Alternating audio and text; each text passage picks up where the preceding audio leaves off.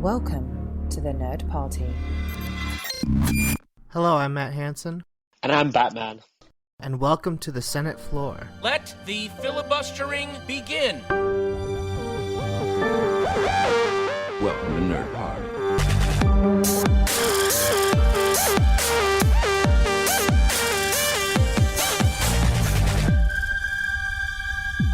Hello and welcome to this week's edition of the Filibuster. Joining me, as always, is my good friend Lee Hutchison. How you doing, Lee? Yeah, I'm pretty good, Matt. Yourself?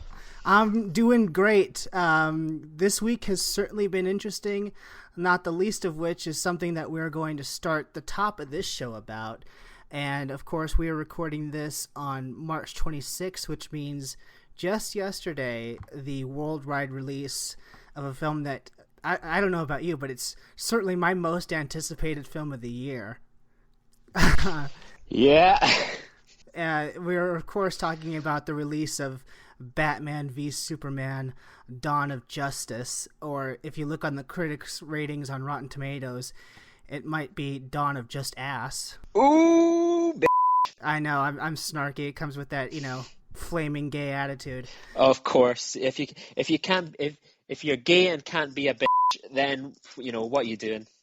But anyways, it came out yesterday, made a whole lot of money, but critic response has been, let's just say, less than stellar.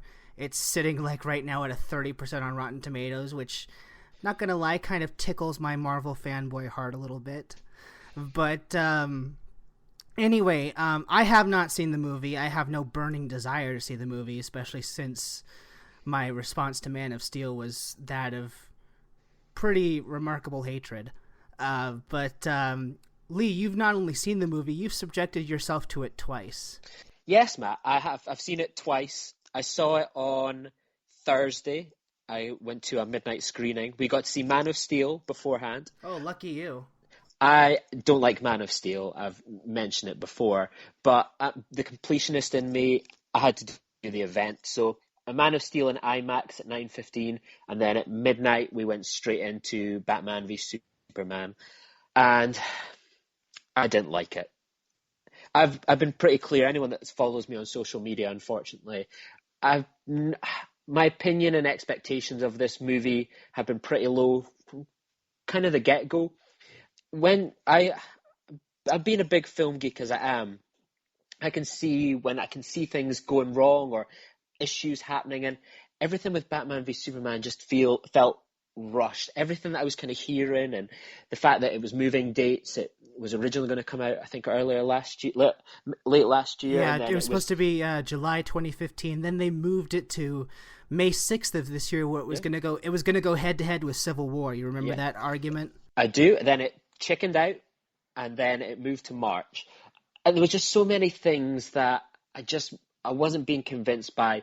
When a film starts getting a bad rap quite early on, you can sense that something is wrong.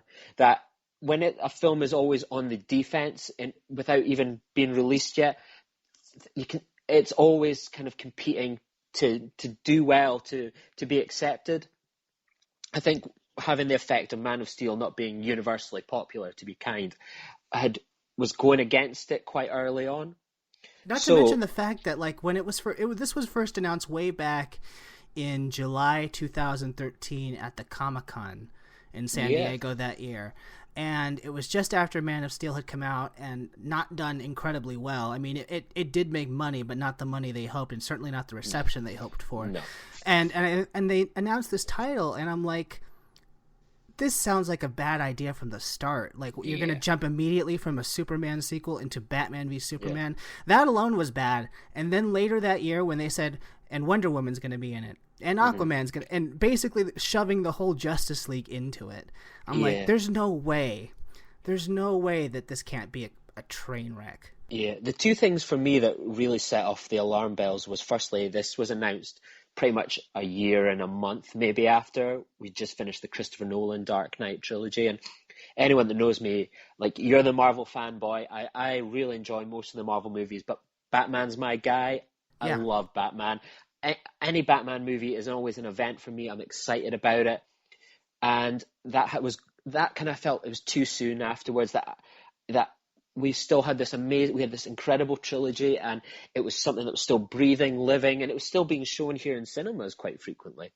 It's still beloved. I mean, Yeah. Dark Knight Rises, which was the last Nolan film that came, that's only 4 years ago. Yeah. It feels like a long time ago, but in the grand retrospect of things, it's really not. It's not been a long time since that opening night that we were talking about just a few weeks ago. It's even less of a period of time in between Spider-Man 3 and Amazing Spider-Man 1. That was 5 years.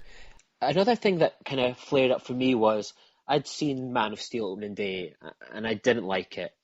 And then I felt that with only being announced, it wasn't long really after Man of Steel came out, they went, oh, and it's not going to be a Man of Steel. It's going to be Batman and Superman. And for me, I looked at that as something I've always kind of felt with DC, and I feel it a lot with this current kind of stretch of movies they've got coming out. It feels that they don't have confidence in the titles without Batman elements. Man of Steel, no matter, even the best defense can say it didn't really do well. The reviews were mixed. It didn't really kickstart the series in the way that people wanted it. So the immediate thing is, well, what do people love? Batman. Right, let's get him involved. You see it with Suicide Squad, and I'm really quite excited about Suicide Squad more than I was for Batman v Superman. Yeah, even I can admit that too. Yeah, and it's the element of like, oh, let's put the Joker in, and there's going to be a little cameo from Batman. And Harley Quinn. Like Harley Quinn, that's no issue with her in it. But I just feel like putting Batman elements into movies feels quite insecure, that you look at a lot of the movies they've done outside of Batman and they haven't been as successful at the box office. No. I just feel that it shows this sign of insecurity. And I feel like, people may disagree with me, but when I look at the Dark Knight trilogy, I look at that as a Christopher Nolan series, not a DC movies. I think the Batman is a DC character, no doubt about that. But when I look at that production, and I'm someone that's so read and strong into that movie series, I look at Christopher Nolan being the man in charge. He may have got the odd note here from the studio here and there, but he's the man that crafted it, designed it, made all the big decisions. And I don't really see DC's fingerprints over this movie. Then I look at, say, Green Lantern, Man of Steel, now Batman v Superman, and the kind of movies coming out, and I can see DC with their grubby fingers all over it. And I just don't have confidence in them as a team that like I did with Christopher Nolan. So all these alarm bells were ringing long ago with this movie for me, and every decision I would read about, I kind of felt like, I wasn't really, it wasn't really getting me excited. I was excited about Ben Affleck. I was one of the few that had no issues with him because I think he'd make a great Bruce Wayne. Batman, that takes care of itself, but Bruce Wayne is like the heart and soul of it. And right. So going into this movie, my expectations were quite mute. And when I was the same as you, because we were texting each other on Tuesday, the embargo broke at 10 p.m. here. So I was sitting up just to wait to see kind of what the feedback and vibe was going to be.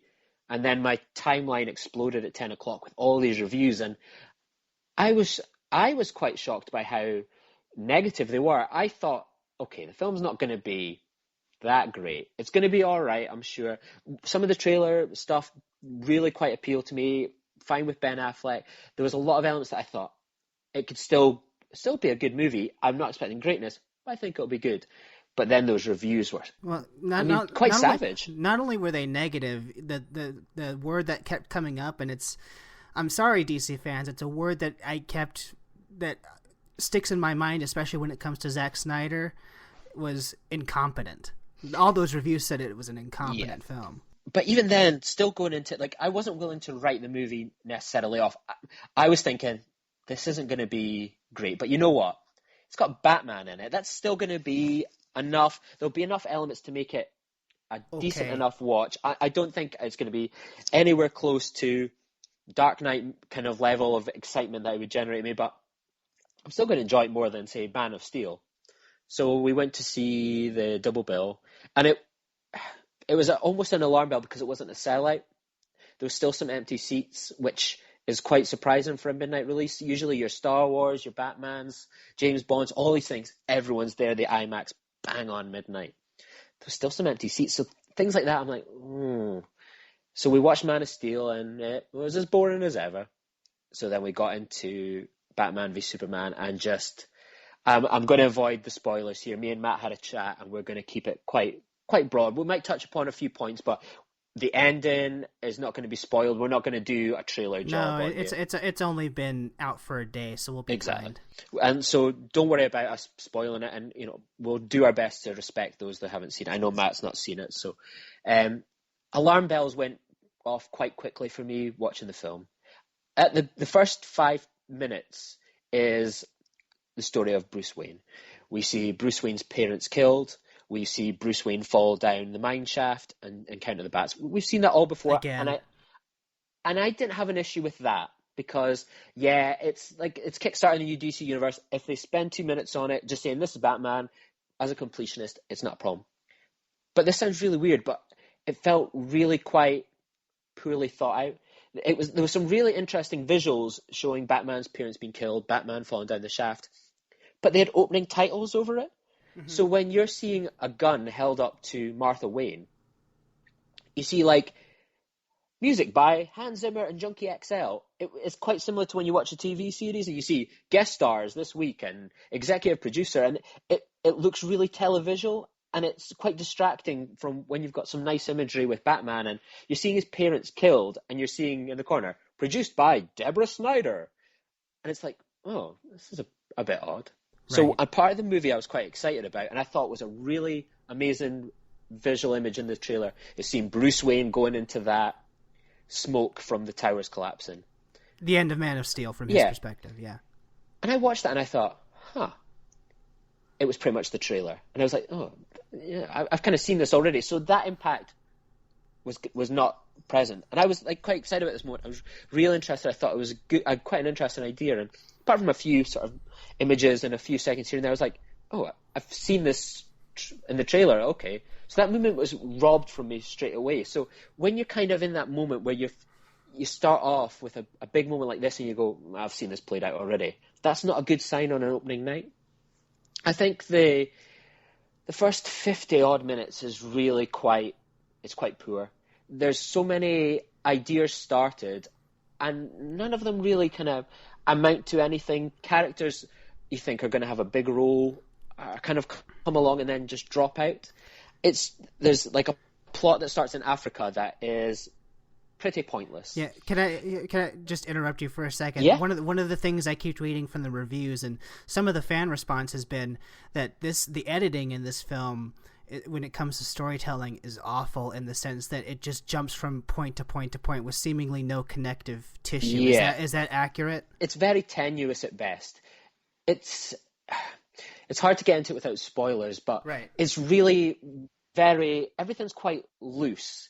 And everyone's kind of annoyed at other people, but you really don't buy into much and such why they're annoyed. You get why Bruce Wayne's annoyed, as we saw from the trailer. Wayne Tower's destroyed in the Battle of Metropolis, and you get that. And then you're watching why Lex Luthor is annoyed at Superman and Batman, and it's like, no, I don't really get it. Okay, speaking of which, that was something that, when I saw him in the trailers, Eisenberg, mm-hmm. especially in that second one, I'm just like, oh my God, I can't spend a whole movie with this character. How was he in the full picture? Here's a question, Matt, and I'm probably going to ask you this a few times. Have you seen all the Batman trailers? Yes. You've pretty much seen all of Jesse Eisenberg in the movie. He has a few moments here and there, but that's pretty much it, Matt.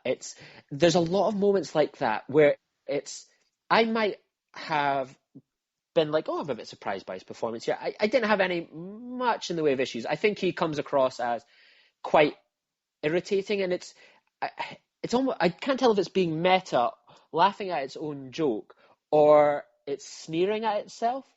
But there's constant times when he's talking publicly, right, and people are watching him talk, and they're rolling their eyes or looking at each other going, check this guy out. And that's what the audience is thinking. But I'm thinking, are we meant to be in on the joke that these people think that he's as annoying as we think he is? It comes across quite weird. I can't decide how self-aware it is of itself, whether it's winking at the audience or it's really quite hard to tell. I find him not intimidating. No, there's nothing about him that is remotely intimidating. his motivations and his grand scheme is really quite all over the place. I don't get why he's doing what he's doing. There's some stuff that you could probably mine and really, if you want to drag it out, you could think, well, there was maybe this and that. But in the movie, it's really all over the place. It's very vague and it's very sloppily done. I'm sure if it was its own focus movie, it would be quite interesting. But I really don't get. It's totally a waste of time. He's the main protagonist in the movie. Don't kid yourself on this as Batman v Superman, because that is 5 minutes long. I was going to say, because most of these people are going to be coming to the cinema to see Batman v Superman, like actual v Superman. Yeah. And I've heard that the fight itself is maybe 10 minutes at best. That's very generous. It's very it's 5 minutes. You get some contrast in the characters quite early on, but it doesn't really amount to any form of tension. And if it's meant to be some sort of big philosophical debate about Batman's place in the world and Superman's place in the world, how the two meet, who's got the best approach, it's pretty playground stuff. It's not well written. It's not well developed. It's not very interesting. But when they actually come to blows, it's quite brief. It's quite brief, and there's nothing remotely exciting about it. Matt, have you seen the trailer? Yes. Yeah, you've seen the fight. There's little else to add to that. And I kept wondering too, because with every trailer I saw, it just seemed like we were seeing the same bits of the same fight, and I thought that surely can't be all the footage they have. And it sounds like you're telling me, nope, that's pretty much all the footage they have of that fight. One of the people say Wonder Woman is great in this movie. I felt that was robbed again from me, because I watched the movie and her little moments here and there throughout the movie are quite interesting. But I've seen it done better in Dark Knight Rises a few years ago. Her scenes are kind of like a Diet Coke version of what we got with Selena Kyle and Bruce Wayne. It's really not very good. And the bit that people I've seen say is oh my God, see the moment that Wonder Woman makes her entrance. Oh, I was clapping. I couldn't believe it. I was like, wow, what a moment. Matt, have you seen the trailer where we see the moment where she gets her shield out? Yeah, I was going to say, is the moment she comes in that moment in the trailer where she appears with the shield in front of Batman and Superman? That's it. You've seen it. That's the problem with this movie. There's nothing that surprises you. There's the final twist is a bit of a surprise, but it has no emotional impact. I've read what the final twist is, and knowing what it is, there's no way it can have emotional impact, because it's going to be reversed for the next movie. Yeah. It's totally limp. It's totally dead. It has no power. I don't really want to touch upon that or even hint at what it could be, because I've had it robbed from me by the studio themselves. And I'm not one of these people, and I've mentioned before, I don't read all the articles about the movie, the process in making a movie. I like to try and keep myself as surprised as possible. I'll let myself watch the trailers, and then afterwards I'm going to get really into reading up on the process. But with this movie, everything's robbed from you. All the great moments are taken away from you. Whether you like Jesse Eisenberg or not as Lex Luthor, all his big moments are taken away. Are you surprised when Doomsday arrives and announces his arrival? That's taken away from you.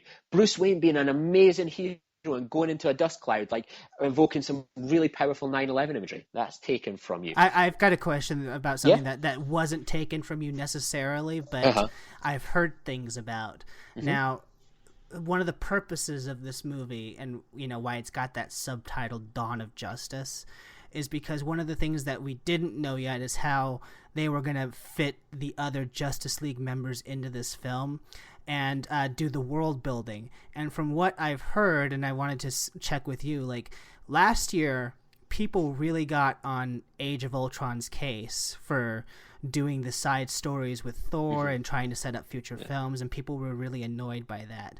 In comparison to Batman v Superman, how does the world building elements, are they even more intrusive than they were in Age of Ultron? I wouldn't say intrusive, but they are, and I'm not, there's no hubris to this comment. But the introduction of Wonder Woman aside, the introduction to the different Justice League members, Flash, Cyborg, and Aquaman, is possibly one of the worst ever decisions in a comic book movie. It is absolutely astounding, shocking, hysterical, and stupid that this was the decision they went with. I don't know. Should I mention it? How it goes? It's basically. Hopefully, this doesn't come across as a spoiler. But the Wonder Woman aside, Bruce Wayne gets access to a computer drive and sees a video clip of the following three people. They've got a little icon that says they're Cyborg, Aquaman. So he opens it. So our introduction to these huge iconic characters that some of them have never been seen on film before, TV before, is like Bruce Wayne watching them on his computer.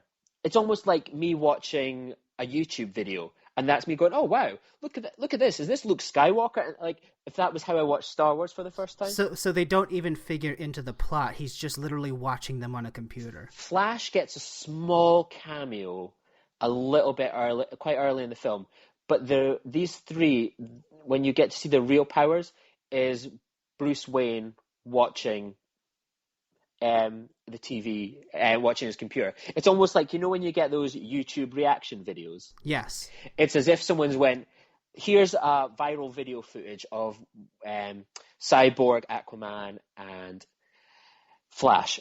And then you're recording someone watching this viral footage. That's the first time that viral footage gets watched. And you're thinking, well, that's kind of boring on YouTube at the best of times. But that is the decision they make to introduce these three iconic characters into the DC universe. It is ridiculous. When you talk about Age of Ultron, I think that's quite a fascinating comparison. And I think this film perhaps fell into the wrong... I think if this film was maybe made a year later, I think it would have been much improved. I mean, we've discussed before the merits of Age of Ultron, whether it's good, whether it's bad, what its pros and cons are. I'm even thinking about Iron Man 2. When that came out, that was kind of accused of being an Avengers setup, but at least in that movie, Black Widow had a purpose for being there. Yeah. I think if Batman v Superman had been made a year later, they would have avoided a lot of the mistakes of Age of Ultron. It feels like a movie that was doing a lot of the similar things that Age of Ultron did and failed with. I feel that this movie, if it saw what Age of Ultron had done, where it maybe went a bit too far in the world building, a bit too focused on making other films before making a good one here, that they would have rectified that and maybe avoided some of the pitfalls they've made in this movie. I mean, the problem is, like, it feels like a movie from the 90s at points. The climax with Doomsday, you've seen the trailer, you've pretty much seen the battle, is so CGI heavy. And it's like a problem that is featured in a lot in the film, where the color palette is so black, brown, and orange that things aren't clear or visually exciting to look at. And I really didn't enjoy watching it. I was really bored. It was this villain that appeared from nowhere that looked like a reject from the Hobbit movies, which, well, you know what I think of the Hobbit movies. Right. So, I mean, I get the general idea that you really didn't enjoy this film. Now, having seen it twice now, and you've seen it with two respective audiences, what was the audience reaction to the film? The first showing, you're kind of thinking that's like your hardcore fans, your midnight fans. Right, of course. I went in with a friend, Kenny, who was excited for this film. Anytime I said anything kind of a bit negative about the production, over the years, he was like, "Oh, you're just being negative. It's going to be good. You're just being a Dark Knight fanboy or whatever." The problem is, he didn't like it, and that was someone that was going in with high hopes for this film. I didn't enjoy it. I thought, we both came out and we went, "What word would you use to describe it?" And in the famous words of Immortan Joe and Mad Max, mediocre. It came out and it felt like a funeral. Now, I remember you saying that on the text that you sent me. Now, is that because you think the audience didn't enjoy it, or is it because the film itself is so bleak? I think it's a combination of both. When I watched The Dark Knight Rises just before I came out to see the film, And I'm watching this movie, and there's so many triumphant moments. There's so many great moments that are so enjoyable. The action scenes are some fantastic, and you're rooting for these characters. You're engaged in the storyline. With this movie, and it's one of the complaints that I find so utterly tedious is, Lee, you just don't get it. What this movie is, it's meant to be dark, serious. It's dealing with big themes that you don't get in other movies. You just don't get visionary director Zack This Snyder. is like a graphic novel. Maybe your expectations of what you expected from this movie are wrong. No, they are not. I go into every film, and it's even the films I'm most excited about. I can go with a lot of hype, but when those lights go down, it's me and the film. I devote myself to it entirely. So I may have low expectations, high expectations for a movie, but it's reset to zero once the film starts rolling, the excitement, the heart's racing, and it kind of comes down. With this, people say that, well, Lee, it's not meant to be fun. It's not meant to be a Marvel movie. That's what the critics are expecting, it to be a Marvel movie. You've got it wrong. This isn't Marvel. This is doing DC. This is doing their thing. Please never let anyone tell you that a film that is dark and serious can't be fun. I'll give you 3 examples, and you tell me if these aren't dark movies that had enjoyable moments where you could enjoy yourself and didn't have moments of fun. Star Wars Empire Strikes Back. Dark, serious, decapitation. It's still fun and enjoyable with all those elements. Star Trek II, The Wrath of Khan, features the death of one of the most iconic characters. It's all about revenge, death, murder, people committing suicide. Is it still fun, enjoyable, and triumphant? Yes. Correct. Dark Knight.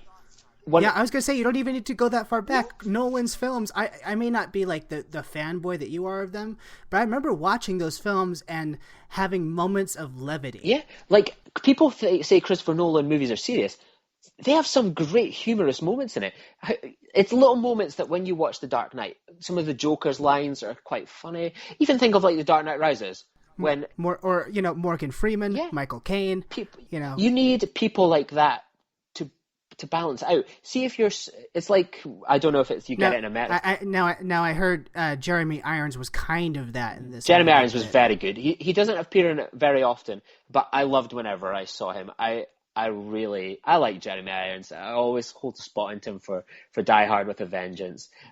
He's probably one of the best elements in this movie. I don't want to sound like I'm being too negative. There are elements that I enjoyed, few and far between. I really like Jeremy Irons. The problem I liked, but then I've maybe done the reverse to a lot of people.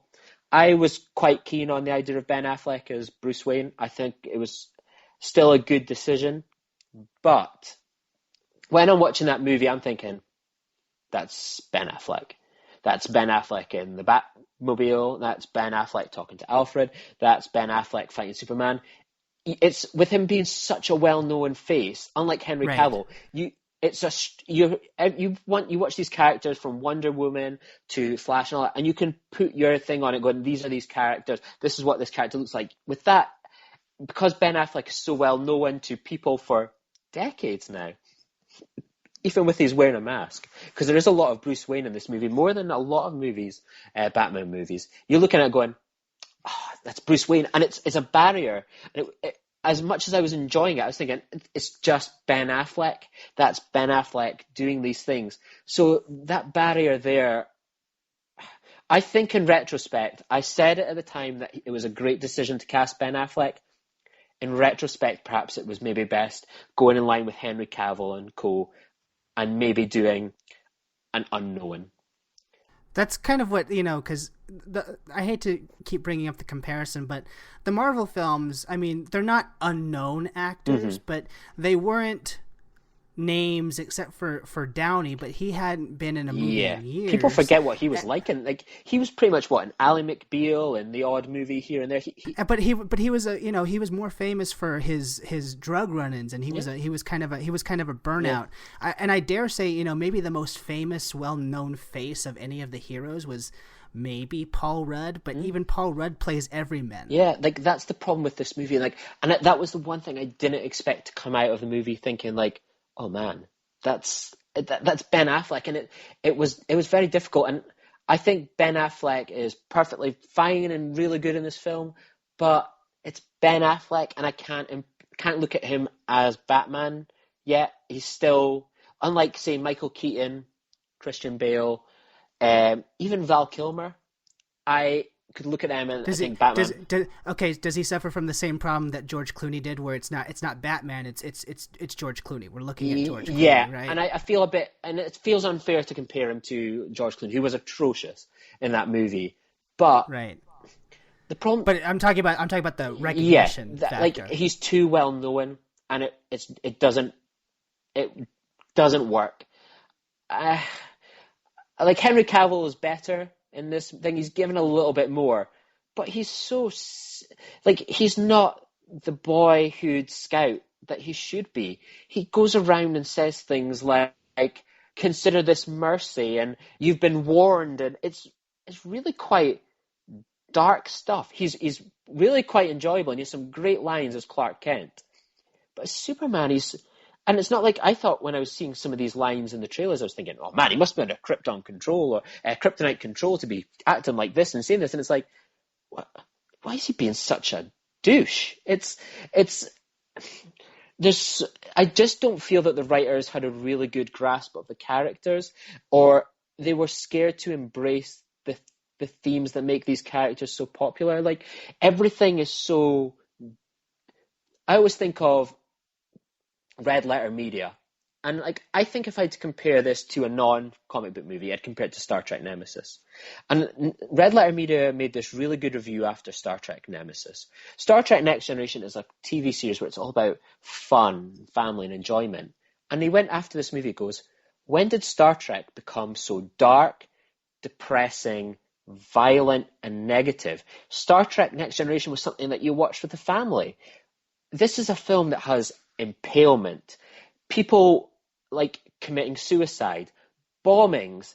It's so unnecessarily dark. And friend of the network, John Mills, made an excellent point on his Words with Nerds podcast. These movies are meant to be for families too. Like Marvel movies are more focused maybe at the family, but see the Dark Knight trilogy. Yeah, it's mostly focused at the adults, but there's still moments in there for like families to enjoy and maybe a bit older kids. With this movie, it's like they've doubled down on not making it appealable to kids. I saw a kid yesterday dressed as Wonder Woman, and I thought, oh man, that's so adorable. And then I thought at the same time, I was like, this isn't going to be a film that she's going to remember in all her years like I do with, say, Jurassic Park. This is a movie where she's dressed as a character that's going to be in it for 5 minutes. This is a movie that's so dark and depressing that I can't see a kid running home and wanting to be these superheroes. That's not a good sign. And last night, I saw it for a second time. We'd booked tickets to see it with some friends and stuff. Okay, so tell me about the reception the second Well, I got out of the first showing at like 3 a.m. on the Friday, and I was up at 7 for work. So I'd worked all day, and then after work, me and some friends had a few drinks, something to eat. Then we went into the cinema for 8:20. Big IMAX screen, big IMAX speakers again. Big crowd. Yeah, wasn't a sellout again. That's bad for a Friday. And you know what happened to me, Matt?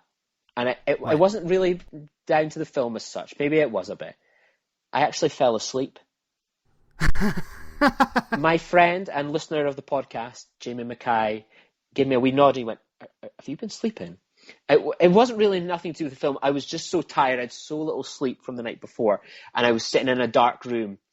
But this was a film that I couldn't keep my eyes open watching again. There was obviously environmental issues and stuff like that, but that's a bad sign when, you can be tired and you're in a big IMAX speakers and screens and it's so visceral and you can't keep yourself awake.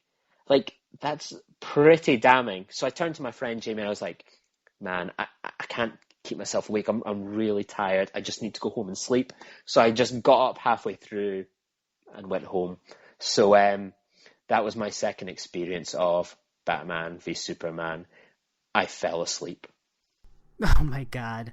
And did you hear, like, I'm curious, did you hear back from your crowd Yeah, of people? this is. I think I've got the messages up here. I said them to my friends in the morning. I was like, "What did you think of the movie?" Yeah, so I messaged my friend and I was like, "So, what did you think?" Because obviously I'd left early, and they weren't impressed either.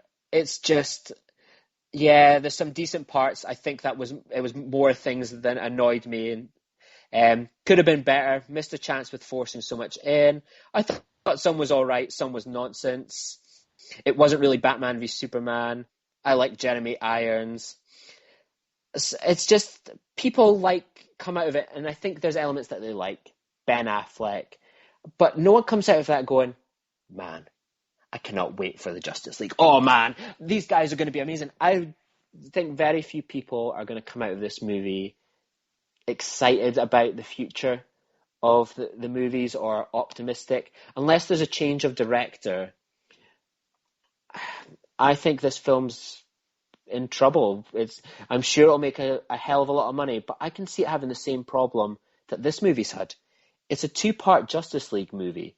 Are you telling me that Justice League Part 1 isn't going to be setting up mostly what we're going to see in Justice League Part 2? We've just had a setup movie to watch potentially another setup movie. The DC universe is in trouble, and I have this image of Kevin Feige with all these reviews, probably sitting scrolling the Batman v Superman hashtag and going, just puffing a cigar, having a whiskey and thinking, we've got no problems. I hope not, because we are about a month away from Civil War being out in the UK, and then, a week after that it'll be out in America. Mm-hmm. And I know for a fact the film is starting to screen at the beginning of next month. Excellent. Like at the first week of next month, it's starting to screen at different places. So we're going to hear word back on that very soon. So, well, Lee, I'm at one point, I'm just, sorry that you didn't enjoy the film as much as you would have wanted to as a Batman fan. But I gotta say, with the creative decisions that went into this film, I can't say I'm shocked. But we've gone on quite a bit just talking about the film and its reactions and what went wrong and stuff like that. That I think what we're going to do is we're going to make this discussion kind of a bonus episode. Oh, you lucky guys! You're getting an extra dose of me and Matt. Yeah, I hope people consider that lucky, but I'll have this come out as its own separate discussion because, I think people would like a little bit more filibuster than just me asking you questions about a movie you've seen and I haven't. Sounds good. But so we are going to have another discussion that will be released pretty close to this one. But Lee, thank you for joining me and allowing me to grill you on this film. Can't say that I'm overly excited to go see it. I probably won't rush out of my house right now to go see it. But it was always fun talking to you as always. So where can people reach you? Yeah, they can find me by putting the bat signal onto Twitter and searching for Lee_Nostromo, and you'll also find my Instagram there. I'll try. I think I've been tweeting non-stop about Batman v Superman for about 4 days now, so I think I need to step away. So maybe this podcast has been good. I've been able to get most of it off my chest. You've had your catharsis. I think so. You can reach me as always at mhanson0207. Thank you very much for listening to our discussion on Batman versus Superman, and stay tuned because another filibuster will already be in progress. Join the revolution. Join the Nerd Party. Welcome to Nerd Party.